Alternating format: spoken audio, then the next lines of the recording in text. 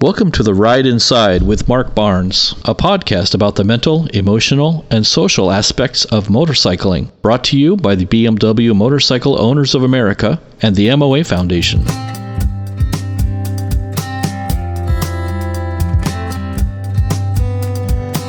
Mark Barnes is a clinical psychologist and motojournalist with decades of experience in both fields. But nothing in this podcast should be considered a way to diagnose or treat mental illness. We're all just trying to get through this thing called life, and motorcycles are one of the ways we do it. If you're in a crisis, or ride a KTM, please seek professional help. We'd love to answer your questions too, so send them to podcast@bmwmoa.org. Hi, you're listening to The Ride Inside. I'm Mark Barnes, and this essay is entitled Brain Fade. In keeping with my recent column about the benefits of telling on ourselves, see Kicking Our Own Tires, I'll share a mental lapse of my own. This happened almost 2 decades ago, but it has remained the most dramatic example from my entire riding history. Oddly enough, the distress involved etched the event indelibly in my memory, even though my mind was definitely not functioning properly at the time. Apologies to those who've listened to the discussion portion of the podcast version of the above-mentioned article. You've already heard a summary of this ordeal. As part of a previous magazine gig, I got an assignment to cover the late Larry Grodsky's Stayin' Safe training tour just 2 days before I'd have to leave Knoxville, Tennessee, to get to its starting point in Warrenton, Virginia, 450 miles away. I was thrilled to go, being in dire need of a road riding skill tune-up as someone re-entering the street scene after several years playing almost exclusively in the dirt. One way to Warrenton would double my street mileage thus far that year and equal what I'd logged the 2 previous years, combined. I barely had time to get my Honda Superhawk prepped for the trip and triage the rest of my week's work at the office. I was so excited and had so much to get done, I slept very little. All my frantic activity allowed only the dimmest awareness of trepidation about embarking on 4 whole days of riding, 2 on tour and 1 each to and from, after being out of the saddle for so long. I'd generously allowed myself an entire day to travel those 450 miles, almost all interstate. Easy, right? Weather upon departure was gorgeous, and I was bursting with enthusiasm. Disappointingly, the miles didn't pass as quickly as expected. I had to stop. A lot. My bones, tendons, and bladder had apparently changed significantly since my last day-long ride. I knew my muscles would be out of shape, those mysterious ones used for nothing other than riding that identify themselves with piercing clarity during the first long voyage at each season's start. This was different. Those muscles didn't scream until the next day. Instead, my joints were on fire. My hamstrings had shrunk to what felt like only a few inches in length. My head grew numb. Before long, I had to rest a half hour for every hour of riding, just to revive myself from the stiff and stuporous state into which I'd repeatedly devolved.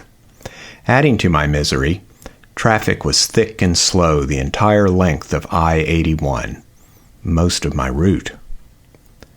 By dusk, I'd finally made it to the end point of my interstate droning, New Market, Virginia.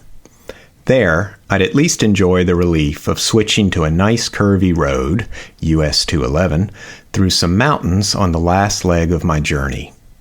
Superhawks are gas guzzlers with small tanks, so I topped off just to be safe. You never know what you'll run into in uncharted territory. Maybe I'd also save a gas stop the next morning. After all, it had become abundantly clear I needed as much rest as possible. I congratulated myself on this forethought. The first few miles were indeed refreshing. Although I was physically shot, The change of pace and scenery restored some mental acuity. The sunset was beautiful as I entered the dense forest at the foot of the mountains, but when I asked my bike to climb the first rise, it balked with a burp, hiccup, backfire that sounded completely unfamiliar. Moments later, a miss, and then another.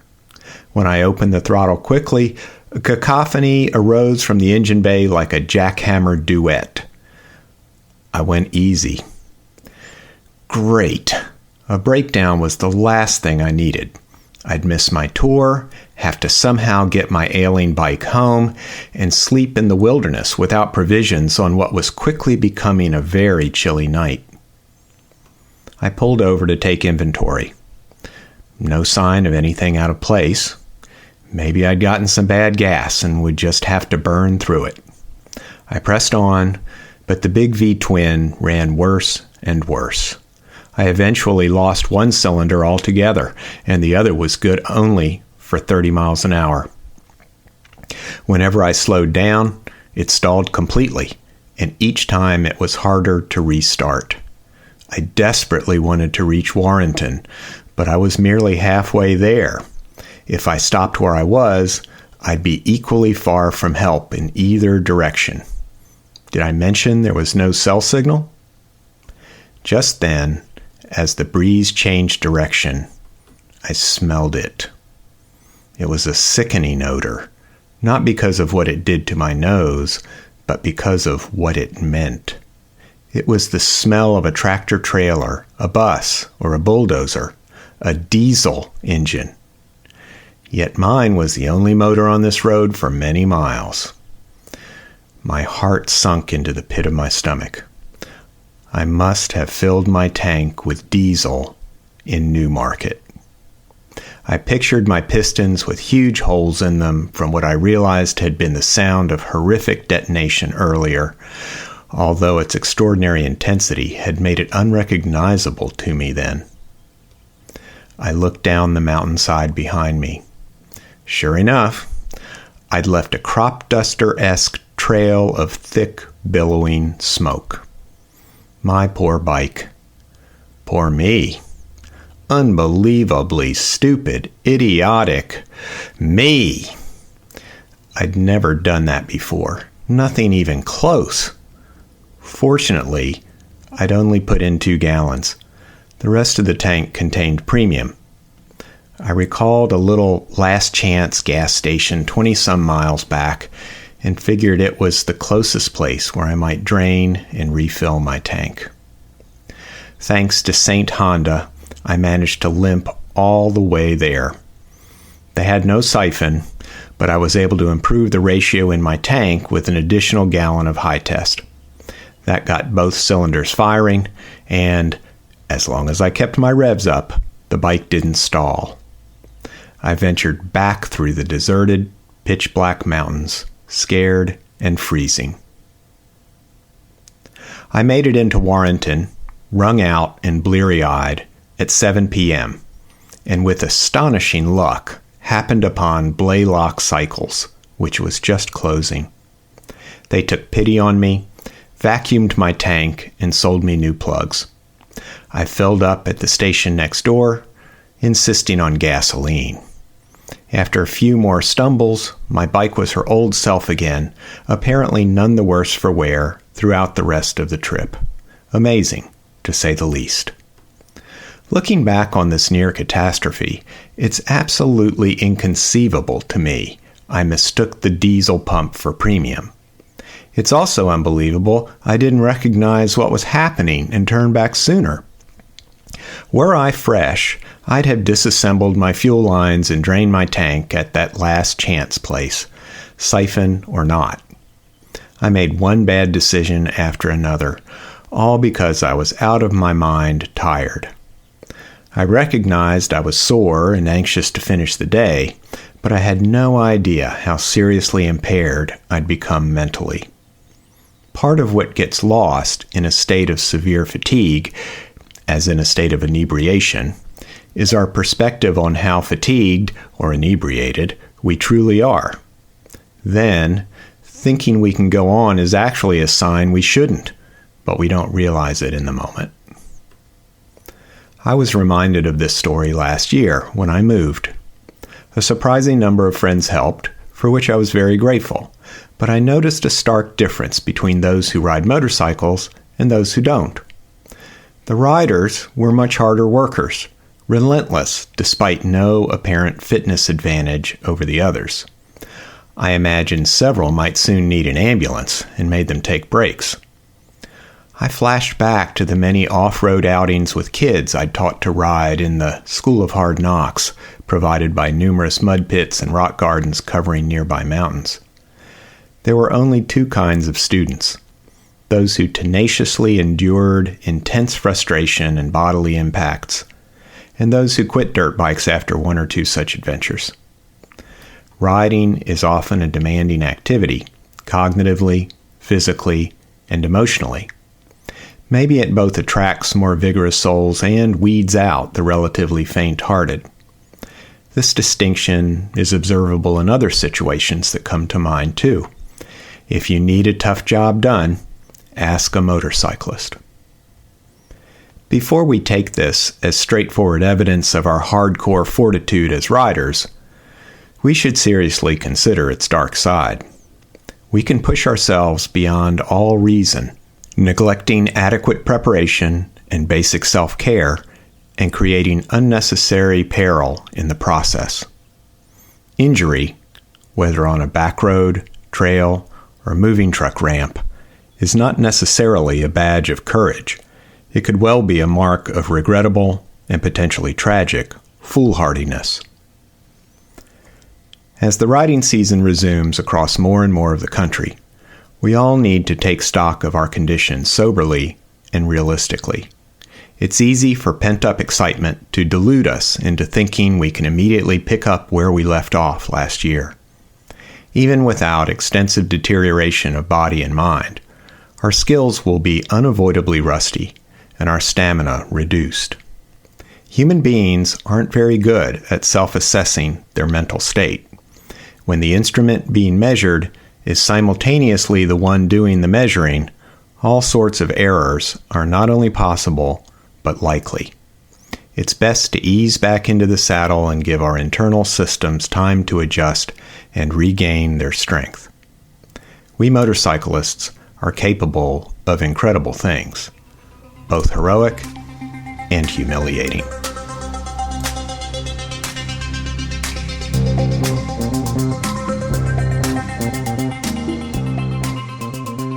The BMW MOA Foundation is a 501(c) nonprofit dedicated to improving rider safety by providing programs supporting motorcycling and its rich heritage. The Foundation's mission is built to provide and promote programs for first-time riders, with an emphasis on youth, women, and families, and to support a variety of educational and training programs related to safe motorcycling. The Foundation has two prominent programs, the Paul B. Scholarship and Safe Miles. The Paul B. Memorial Scholarship Fund honors the memory of Paul Bayshores, an avid motorcyclist with a big heart and a love for his BMW riding community. The Paul B. Scholarship awards grants to individuals in the motorcycle riding community to help them pursue rider education and training.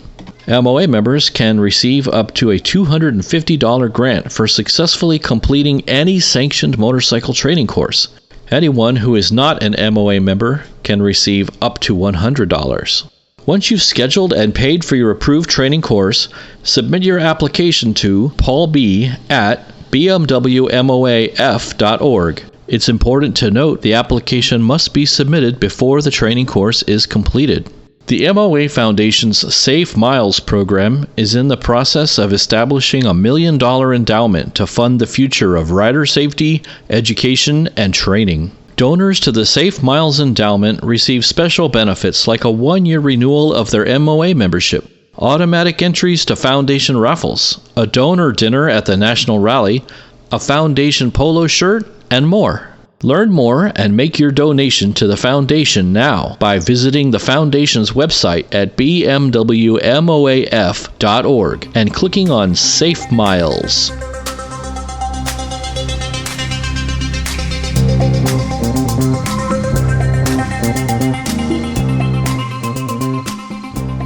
You're listening to the interview portion of The Ride Inside. I'm Mark Barnes, and today I'll be chatting with Wes Fleming, who you no doubt know from the other two podcasts put out by the MOA. Wes is certainly a very experienced long-distance rider, whereas I have done nothing more than a weekend jaunt on a bike for, I don't know how many years, actually. It has been so many that it could be 15 years at this point since I really set off for a week or more on a motorcycle. Yeah. So I'm trying to kind of brush up, maybe even learn some new stuff and get ready to ride to the national rally in mid-June. And fantastic. I want to make sure I'm in as good a shape as possible. So Wes, thanks for being willing to tutor me today. And I assume there may be some listeners who also are hoping to be in good shape for the rally or any other trip. Yeah. And so let's see what we can figure out here today. Well, I'm looking forward to contributing because I have this adage that's one of my favorites, and I probably mutilate it anytime I try to repeat it, but it's the one about everybody can serve as an example, and I tend to serve as a bad example. So usually my best tips for anything come because I've made some kind of grievous error.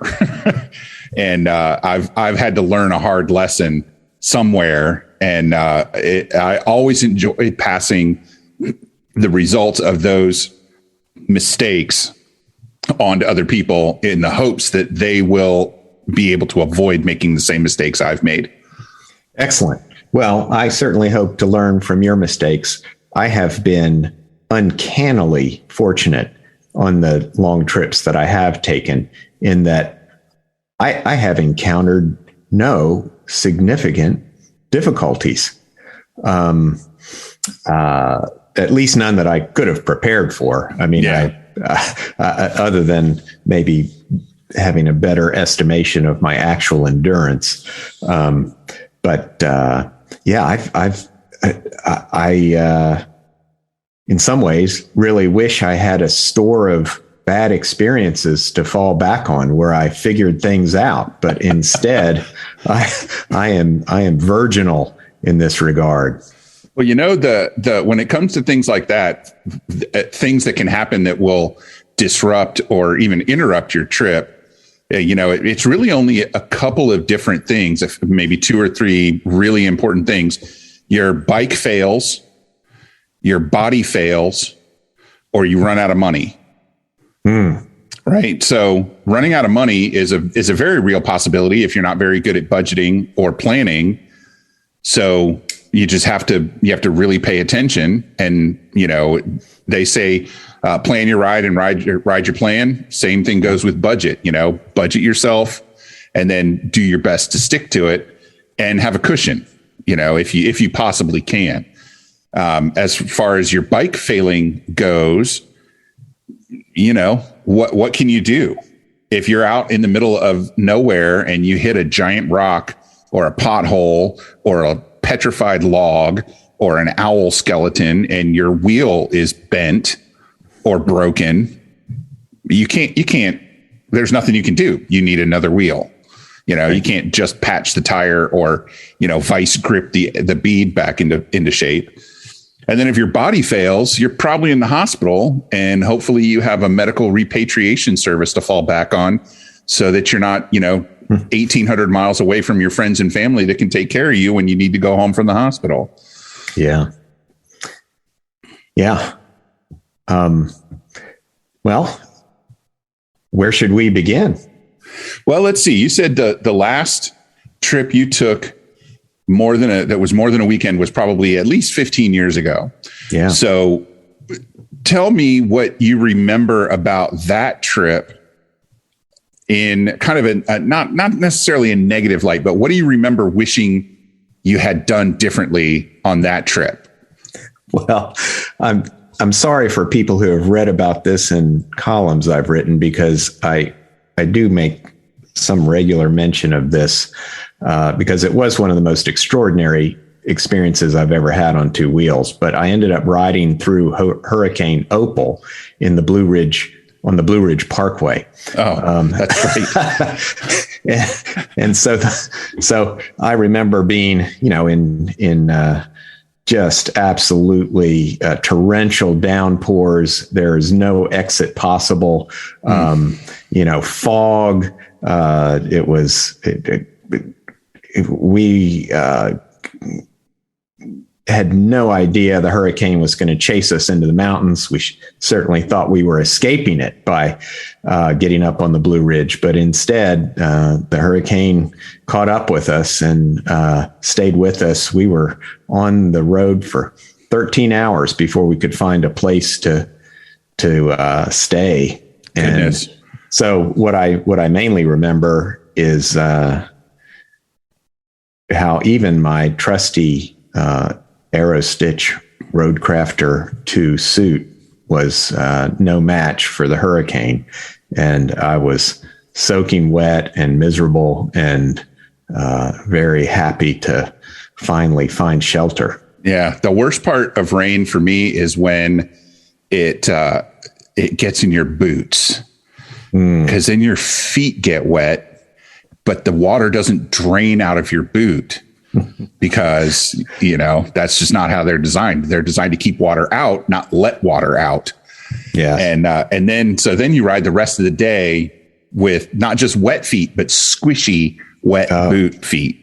I know exactly what you're talking about from riding off road and doing water crossings that end up with the water level higher than the top of the boot. Yep. Yeah. Fill up immediately. So that gives us an opportunity to talk about your gear, right? The things that you put on your body to make the trip more fun. Because I don't know too many people that love to ride when they're cold and wet, right? Yeah. So I think something important to remember is your rain gear is not 100% waterproof. No matter how good it is, it's not going to last in an all-day drenching downpour. It just isn't. It's impossible. A seam is going to leak. A zipper is going to leak. Something is going to happen, and water is going to get inside, and you are going to get wet. So from my perspective, the best time to start thinking about what you're going to do when it rains is, you put a weather app on your phone and check the weather every day, or even every meal stop. You want to know what it's doing now, what it's going to do for the next couple hours, and maybe what it'll do tomorrow. And of course, those are predictions. You don't know for sure. But then my practice has been, and I started doing this because I had a similar situation. It wasn't a hurricane, but it was an all day, constant rain that just never let up. And I ended up with water in my boots, completely soaking wet, I remember standing in a Denny's with dirty water dripping off of my gear because, of course, I had been on the road for a couple of weeks and covered with dust and all that stuff. And then it was all over the floor. I just felt so bad. I mopped the floors for them. I asked them to get me a mop. So now if I look at the map and it looks like I'm riding into the rain and it's going to rain for hours and hours and hours, I just eat it, man. I stop, I get a hotel where, I stop and I give up that day. If I possibly can, if I'm scheduled so tight on the trip that I can't give up the day, then I feel like I've already made a mistake I can't recover from. So I try not to schedule myself too tightly so that I can handle a 1 day delay somewhere. And I don't like riding in rain, so I try not to do it. But I always end up putting my rain gear on earlier than I need to so that I get kind of hot and clammy inside it. But then when it does rain, it kind of takes a little bit of the heat away and you feel a little better. But yeah, my advice is just, if you're going to ride into the storm and it's going to last for hours and hours, just get off the road now. Why bother riding the whole rest of the day and just getting more and more wet? You know, if you get off the road while you're just damp, the chances of you having a better tomorrow on the road are much higher. Yeah, I actually, part of my story with Hurricane Opal was the hurricane actually came in earnest the following day. So there was no riding that day.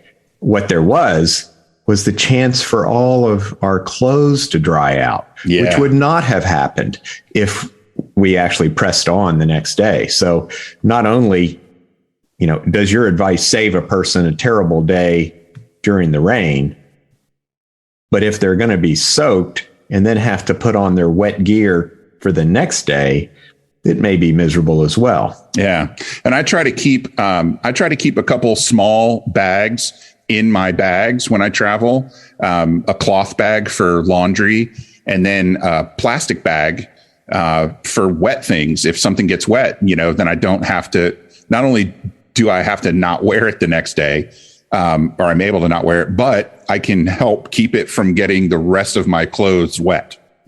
Right. Dry sacks work in both directions. Yes, exactly. So, and then, you know, that kind of spurs a larger discussion about gear.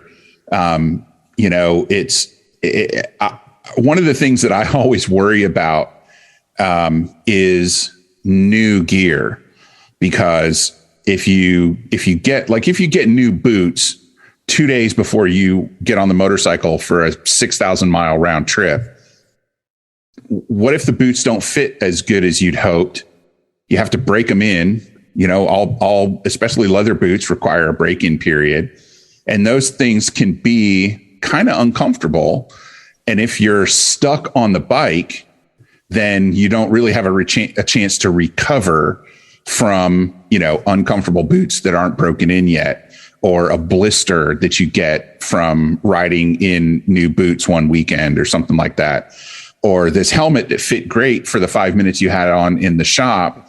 And then, you get to Tennessee and you're 600 miles from home and you realize there's a hot spot right in the middle of your forehead, and it's not going away. And it's been 3 days. And, you know, now you hate this helmet. Not that's happened to me more than once. So I like to, whenever I know that I'm going to replace gear ahead of a trip, I like to do it at least a couple of weeks ahead of time before the trip, and then do a couple of break-in rides with it. So that way, at least if I can't get it kind of started breaking in, at least I kind of can get used to it. And for me, that goes for, you know, tires, brake pads, oil changes. You know, I try to not do those things in the 2 or 3 days right before I leave, to put on a new piece of electrical farkle or something, you know, and now I'm 500 miles from home and I don't have the owner's manual, and, you know, something's blinking that's not supposed to be blinking. So I really like to prepare a little bit ahead of time when it comes to new stuff, instead of just embarking on a journey with brand new stuff, either on my body or on my bike. I like to have a little break-in time for both of those things. Because it just makes it easier and a little bit more fun, because you don't get frustrated. You know, when I got my new GPS, when I got my new GS last year, it came with BMW's Nav5 on it, which I had never used before. And luckily I'm familiar with the Garmin interface, so it wasn't completely foreign, but I found it confusing at times because it wasn't laid out the way that my old GPS was, and it's integrated into the bike. So every now and then I would hit a button and the dash on it would change, and then I didn't have the information that I was hoping for. Mm-hmm. And so then now I have to stop and think and pull over and push buttons. And so if I had gotten used to using that, you know, another week or two before my trip, I could have avoided even some of those little hiccups that didn't stop me, just slowed me down and frustrated me. Sure. Yeah. Actually, Yeah, you reminded me of a feature that just revealed itself on my GPS, which is that it has live weather. And fantastic! A Garmin Zumo XT, which I actually did know that it had that, but I had never actually employed it. And just the other day, I was concerned about some approaching storms, and I was able to see just where they were and where I was in relation to them. And now I know how to do that. Right away. I don't have to try to figure that out on my trip. That's awesome.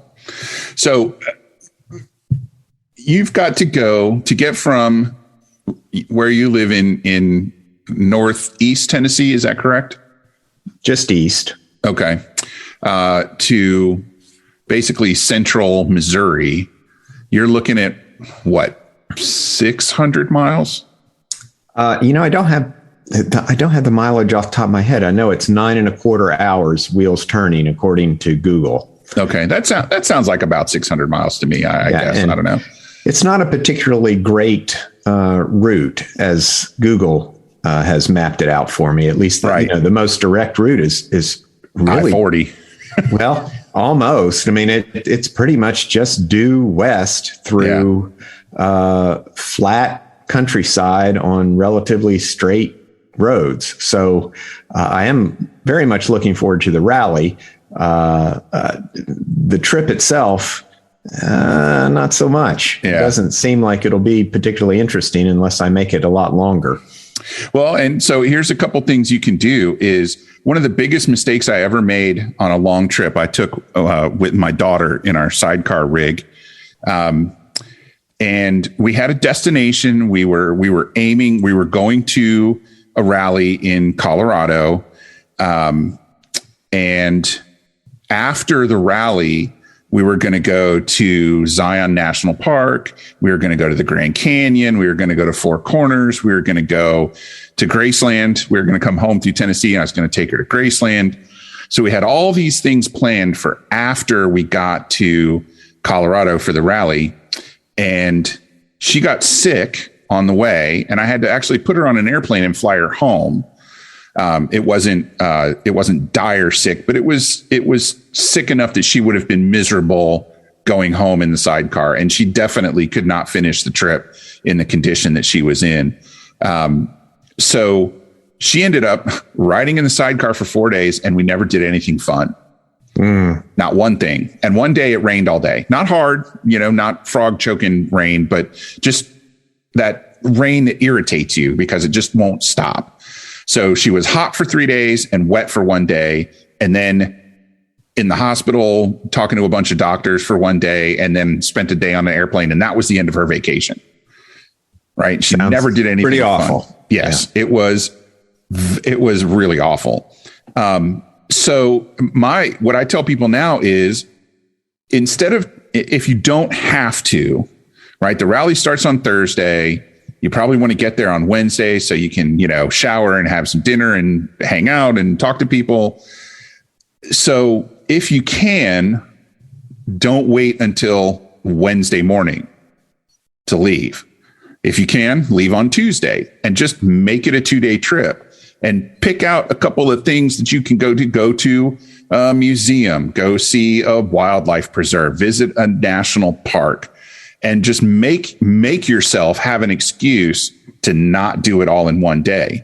Because then if your trip goes south, you did something fun. You have a memory that isn't your bike breaking down on the side of the road, or you threw in on a pickup basketball game and broke your ankle. You have something fun to remember from your trip, and you don't feel that pressure to ride it all in 1 day, which we can, especially BMW riders are especially terrible about this, right? We feel like there's this kind of cultural pressure to ride hard and ride far and achieve, things that we can lie about around the campfire. I've heard something about 200 miles before you even eat breakfast. Yeah, exactly. Exactly. Which, that I meant that almost as an exaggerated joke, as a little bit of a jab, but it's true. There are a lot of people that do it. And if that's how you like to ride, then more power to you, and do it. And I do that sometimes and I have a good time doing it. But you personally, Mark, have not had a long, hard trip in a long time. So if you set out on that first day and you're like, I'm going to ride 200 miles, which is close to 4 hours of riding, then I'll get breakfast. When you stop for breakfast, you're going to already not be having a lot of fun. I'll be staying for lunch.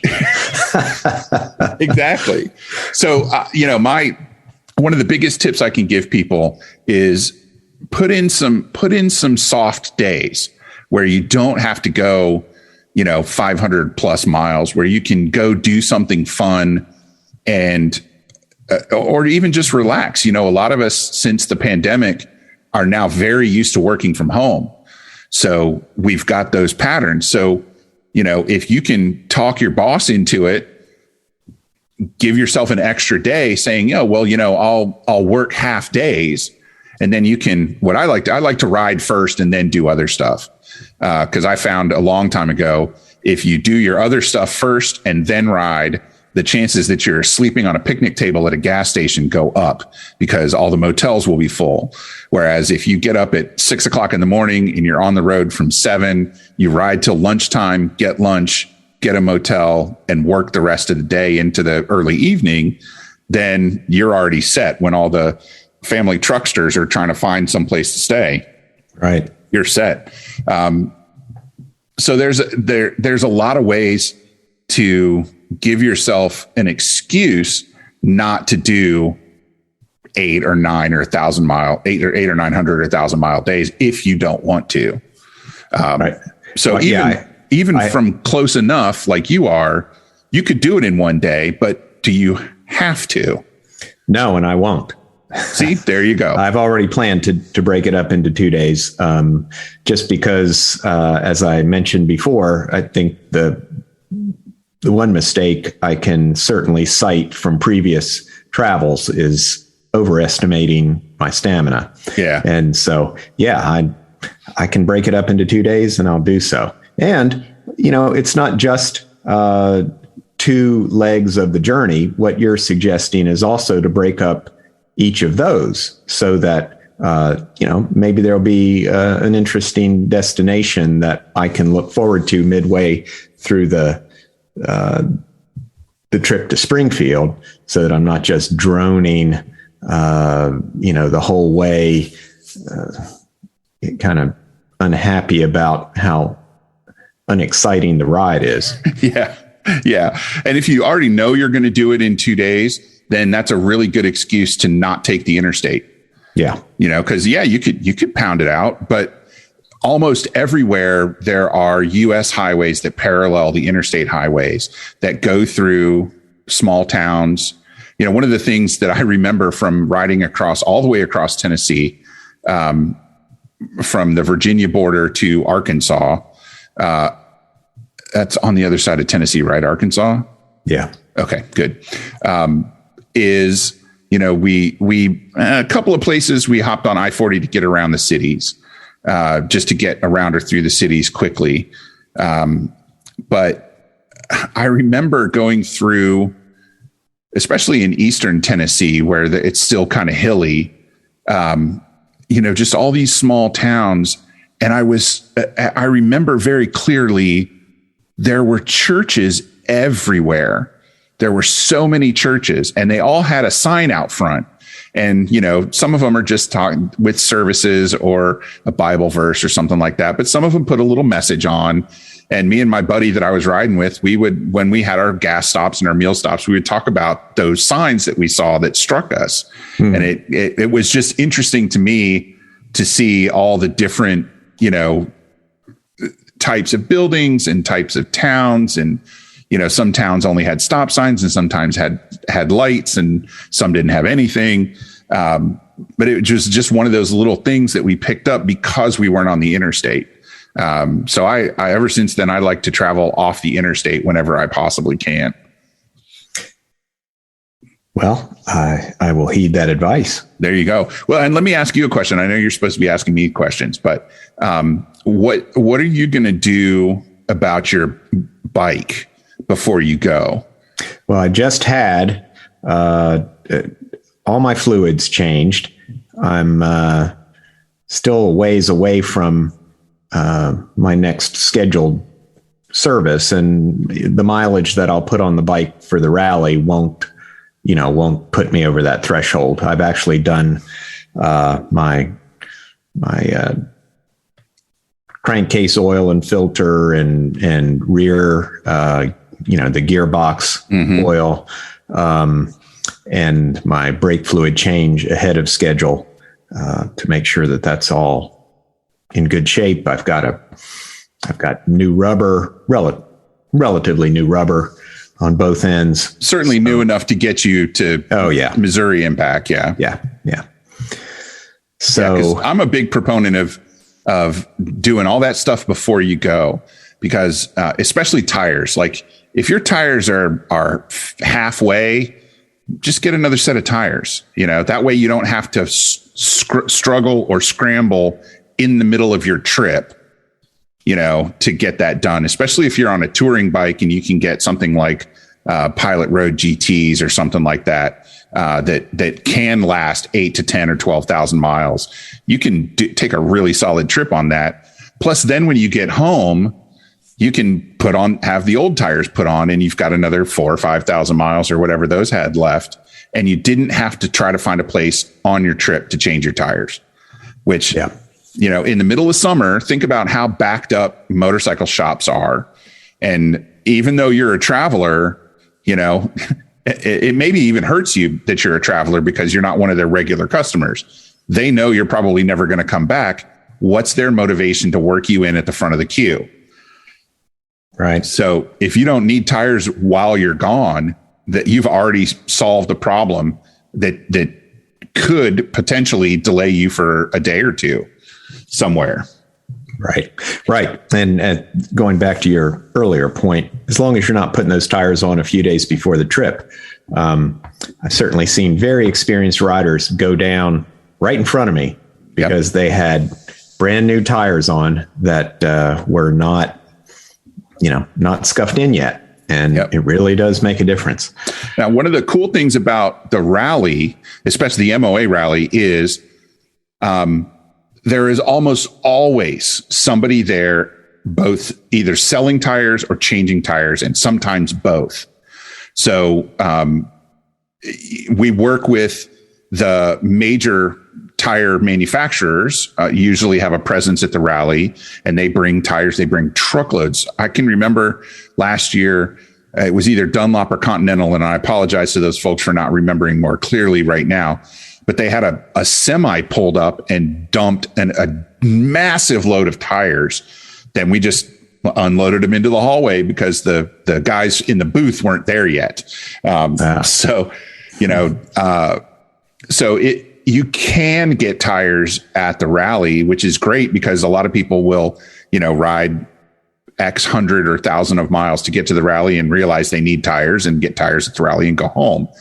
It's not always guaranteed, and you don't want to kind of, I don't like to rely on that happening for me. But typically there are tire vendors at the rally. And we always alert the local shops. Like we've called the shops in Springfield and said, hey, we're bringing 5,000 or 6,000 or 7,000 motorcycle riders to your town in June. And we just want to let you know ahead of time, you might see an influx of people. You might get a bunch of phone calls. Hey, can you change a pair of tires for me? That kind of thing. So that's always a possibility for the rally. And we always provide a DIY area where you can change your own oil, do a light service. Are you going to be able to change clutch plates at the DIY area? Probably not. But there's usually people there that know what they're doing, that are willing to help you out. You do need to have your own supplies. We don't provide anything but a space. So, you may need to pop into town and buy oil, I usually, if I'm going on a really long trip, I'll take one oil filter with me because I figure I don't want to have to worry about that. I can, buy 4 quarts of oil almost anywhere. Any motorcycle shop will have oil that works for my bike, but they might not have a BMW filter. So I take a BMW filter. And then, if you make a terrible, if your bike is filthy, we give you a place to wash your bike too.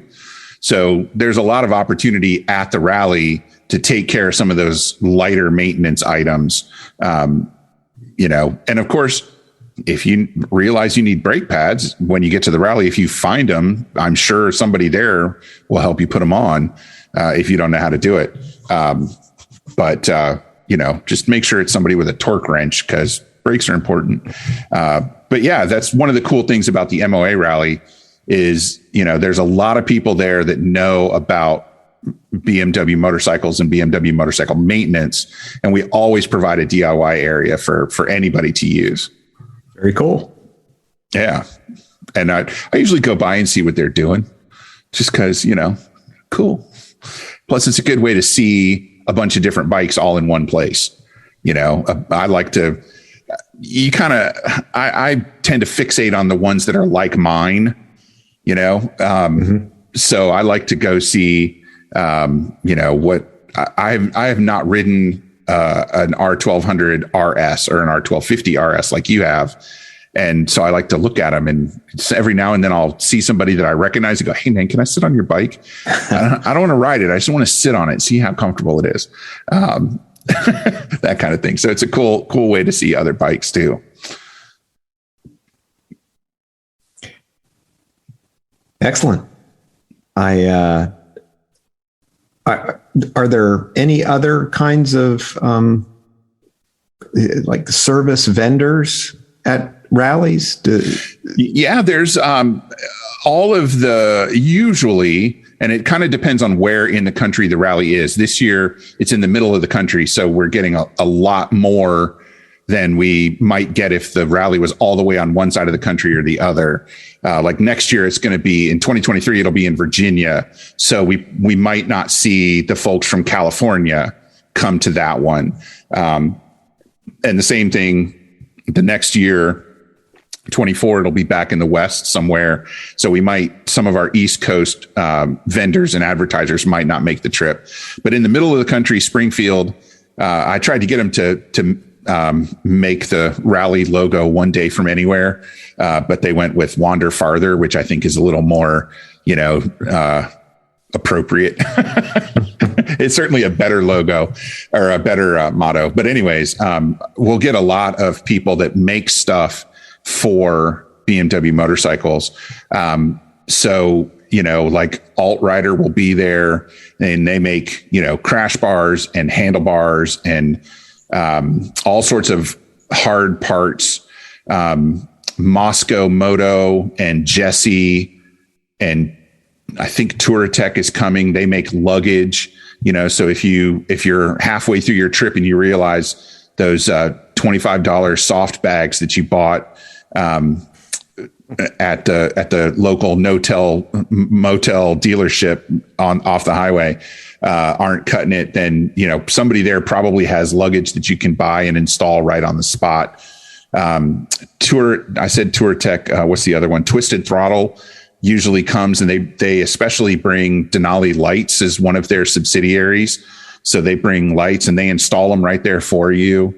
So we don't typically have like a dealership doesn't come with a truck of parts, but there's usually dealerships within a couple 100 miles of the rally that you can go to if you need something like brake pads, or one of your heated grips dissolves, and maybe they have it on the shelf, and maybe they can order it while you're there, kind of thing, and you can pick it up on the way out and install it in a parking lot somewhere. But yeah, there's a lot of opportunities to kind of upgrade or update or add to your bike at the rally, and almost all of those folks will do installations on site. Great. And I assume that there will be gear vendors there. Oh, who yeah. would be happy to replace your tattered jacket or and get you into a brand new modern helmet with real rotational force protection, etc. Yeah, I know. There's several. Aerostitch is coming. They haven't come to a rally in a long time. So Aerostitch is going to be there. I don't know if they're going to bring a lot of product, but you can certainly stop by their booth and, get measured and talk and find out. The folks from LD Comfort, Long Distance Comfort, which is base layers. And I swear by these things. I just swear by their underwear. It's fantastic. They'll be there. They always bring a lot of product. There's a company called Sixth Gear or Sixth Gear Adventure, something like that. And they sell jackets and gloves and things like that. I know Schuberth is coming this year and they're bringing helmets. So, there's pretty much anything you can think of. It's almost like a trade show sometimes, but yeah, pretty much anything you need, you can find at the rally, especially like what did I get last year? I got a tank bag with a water bladder in it, an insulated tank bag with a 2.5 or 3 liter water bladder in it. And I tested that out on the way home. I ended up not liking it for a bunch of different reasons. And I gave it to a friend, but I thought that was a cool idea. It was one of those things that was kind of an impulse buy. My friend who I sent it to loves it. He uses it all the time. So it worked out well for him, even though it didn't work out well for me. But, there's just tons and tons of places of people that come. And then, one of the things that happens kind of aside from that is there's all sorts of seminars that you can go to. If you're interested in traveling somewhere in the world, somebody's doing a seminar on their trip that they had there, or their tour company that runs trips there. There's tech seminars. There's, BMW sends brand ambassadors to talk about their product lines. And BMW, makes a bunch of different gear and stuff like that, not just motorcycles. And there's just pretty much any topic you can think of, somebody's doing a seminar on it. Even you and I are both doing seminars. Right. Yeah. So they'll take us, man. They'll take just about anybody. And that's always been my favorite part of the rally. After getting to see all the people and meet people and put names to faces and things like that. I love the seminars, and it's just a great way to spend an afternoon because you get information and you get to talk to people, and then, you go grab something to eat from a food truck or whatever. And then at the end of the day, they always have music on a stage somewhere on the rally grounds. And then you crash out and get up on Friday and do it again on Saturday. And then Sunday, everybody gets up and goes home. Well, I am looking forward to it. It'll be my first national, and I'm excited. Yeah.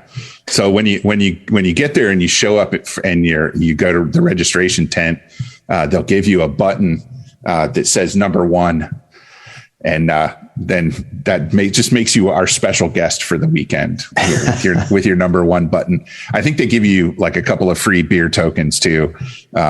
So there's some perks to it, but we're always excited when people are there for the first time, and people come back, when it's maybe not every single year, although there is that crew. A lot of people don't have, 5 or 6 days on either side to travel all the way across the country. And they'll just come for, it's the rallies that are 1 day away or 2 days away that they go to, which is, that's why we rotate them around the country so that everybody can come sooner or later. Well, getting back to me being able to make it all the way to the rally, when we were talking about rain gear, actually, I have always used riding gear that had, waterproof membrane built in, because whenever I would go on a long trip, I would do it in the spring or fall when I knew almost it wasn't going to be guaranteed to rain. Well, yes, there is that, but what I was leading up to is that I would, not have to worry about being deathly cold or deathly hot. Right. But traveling across the Southeast in the middle of June, it's not as bad as August, but it can be pretty wicked hot. Yeah. And so this time I've decided I'm going full mesh, and I actually just bought an actual rain suit for the first time. And, I do not expect it to protect me against a hurricane, but that's how I'm planning to roll this time. Yeah. And I do the same thing. I use mesh gear, and I find that the liners that they sell you with a mesh jacket are typically windproof, but they're not terribly waterproof. So I, like you, will use an additional rain layer. And if it looks like it's going to rain hard, I'll put it on over. If it's not particularly going to rain terribly hard and I just don't feel like getting wet myself, because what happens when your clothes get wet, and this is actually a great tip for riding in really hot weather. I know what you're going to say. Yeah. When you stop and, for gas or food or whatever, wet down your t-shirt and then get back on your bike. And if you're wearing mesh gear or vented gear, I forget, evaporative cooling is what it's called. The wind comes through and it takes the water out of your clothing, which then takes the heat away from your body. Yeah. So it helps you stay cool. Well, the same thing happens when you get wet from rain, but then it's cooler. So it's not as pleasant a sensation. No. So if it's not going to rain all day, if it's just going to rain for a little while and I'm going to ride out of it, I'll put my rain gear on inside my jacket. Just because then it's just easier. I'm more maneuverable that way. And if the jacket gets wet, then when the rain stops and I take off the rain layer, then my jacket's wet and I get a little bit of that evaporative cooling as the day heats back up after the rain. Yeah. Yeah. That was a real revelation. When I first rode in the Southwest and, traveling across the desert and Death Valley. And it was amazing how much cooler. I mean, it felt like being in front of an air conditioner. Yeah. Yeah. But actually, vented gear worked better than mesh gear because mesh gear would allow all the evaporation to happen way too quickly. Yeah. Whereas if you have vented gear, you kind of make it last. Yeah. Something that, I learned, and I wish I could credit the person who taught me this, but they showed me that when it's really, really hot, when it's over about 100 degrees, when it's above your body temperature, vented gear is better than mesh gear, because if the air next to your body is body temperature, think about that. If it's 90 degrees outside and your skin is 98, you're going to feel hot inside. And the mesh gear takes the hot air away. But if it's 100 degrees, then the vented air takes the cooler air away faster. Right. So, and we're talking a few degrees, but a few degrees matters. And that's a really good place to remind people to drink a lot of water, especially if you're traveling in hot areas, because dehydration, heat exhaustion, heat stroke will sneak up on you so quickly. And it's really hard, especially if you're riding alone, to realize and recognize the symptoms of dehydration and heat exhaustion, because it's kind of like when you get drunk, the first thing that goes is your judgment, right? So as you get dehydrated, the first thing that you won't notice is that you're getting dehydrated. Right. Yeah. When the organ that's doing the observing is also the organ being observed, it's not going to give you an accurate read. Yeah. And I mean, you probably know more than I do, but your brain is like, a huge amount of just liquid. It's not solid like bones. Bones, need hydration, but when you start getting dehydrated, you kind of lose the ability to make good decisions. Absolutely. Yeah. You'd be shocked to find out that your brain, people see a picture of the brain and it looks kind of like cauliflower. And so they think, well, it probably has the consistency of cauliflower. Yeah. But it has the consistency of like tapioca pudding. I mean, it is really a mushy, wet thing. Have you seen an actual brain? I have. Yeah. Okay. Yeah. So, that's one of the great ways to take care of yourself is, if you have a top case or a tank bag, if your saddlebags aren't fully crammed, and let's talk about that for a second in a minute. I try to carry 2 bottles of water, 2 20-ounce bottles of water with me. And I drink one of them every time I stop for gas or food. When I'm traveling, especially at midday, when it's the hottest outside, it's tempting to get a Coke or something, a glass of iced tea. But I make myself drink water. And this is going to sound really weird, but I put those bottles of water in my top case specifically so they will warm up, because when you drink super cold water, now your body, your core has to heat that water up to body temperature, which takes energy, which is fine if all you're doing is sitting around after you've mowed the lawn and you're already tired. But when you have to get back on your motorcycle and stay upright and pay attention and keep your head on a swivel, the less work your body is doing to take care of itself, the more you've got to provide attention and focus for your ride. So I actually drink warmish water, because it also goes down a little easier because it's not freezing cold and your throat doesn't close up and all that. But it's a sensation that not everybody likes, and it takes some getting used to, but it's a lot more efficient when you're, trying to stay hydrated. Yeah. Well, there's another reason to not drink, Cokes and tea. And that is because caffeine is a diuretic. And so it makes you pee. Yeah.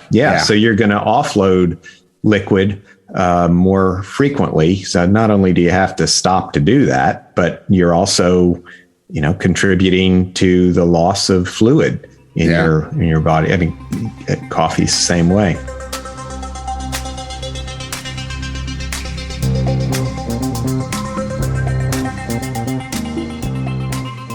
We'd love to answer your questions too, so send them to podcast@bmwmoa.org. Visit our website at therideinside.com to listen to every episode of the podcast and read more of Mark's writing on various motorcycle-related topics.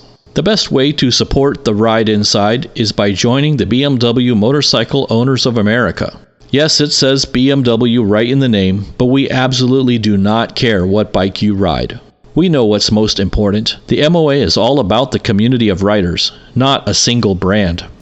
You can join as a digital member for $39 a year, or as a traditional member for $49 a year. The biggest difference is digital members don't get a hard copy of the monthly magazine in their mailbox. They access the BMW Owners News online. Each membership supports digital offerings like The Ride Inside, as well as everything else the MOA does. Find out more at bmwmoa.org. Ride along with us on the internet. The MOA and all its digital productions are on Facebook, Twitter, and Instagram. We'll see you out there somewhere on the road, or off it. Ride safe.